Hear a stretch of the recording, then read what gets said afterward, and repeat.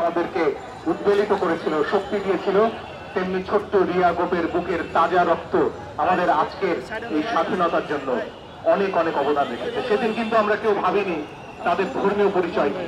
আমরা সবাই বাংলাদেশের নাগরিক হিসেবে লড়াই করেছি এবং লড়াই করে যাব। এই দেশে হিন্দু, মুসলমান, বৌদ্ধ, খ্রিস্টান আমরা সবাই বাংলাদেশের নাগরিক হিসেবে বাঁচতে পেরেছি। পতিত স্বৈরাচার শেখ হাসিনা আর তার প্রতিপালক নরেন্দ্র মোদী সেটা চাননি। তার বিরুদ্ধে আমরা লড়াই করে আজকে মুক্ত হয়েছি এবং আমাদের এই স্বাধীনতা আমরা বজায় রাখবো। আন্তর্জাতিকভাবে ভিয়েনা কনভেনশন বলে একটা বিষয় আছে, দিল্লি যেন সেটা ভুলে না যায়। আমাদের দূতাবাসে যা হয়েছে সেটা যে কোনো আন্তর্জাতিক আইনে চরম লঙ্ঘন। এই ধরনের কোনো ঘটনার পুনরাবৃত্তি বাংলাদেশের মানুষ মুখ বুজে সহ্য করবে না।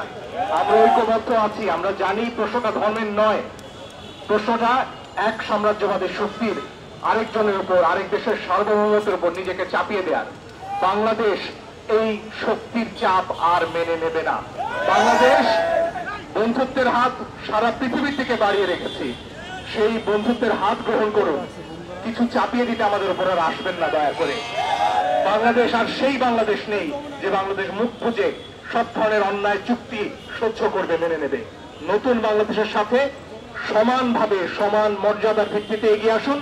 আমরা এখনো প্রস্তুত আপনাদের সাথে বন্ধুত্বের এবং একতার হাত নিয়ে এগিয়ে যেতে। কিন্তু সেখানে যদি বিভেদ ঘটাতে আসেন, বাংলাদেশের মানুষ এই ধরনের ধর্মীয় উস্কানিতে পা দেবে না।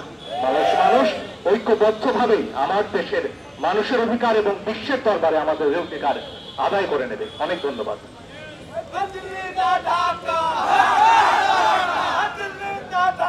এই প্রশ্নে আপনাদের সামনে বক্তব্য নিয়ে আসছেন জাতীয় নাগরিক কমিটির কেন্দ্রীয় সদস্য মনিরা শারমিন।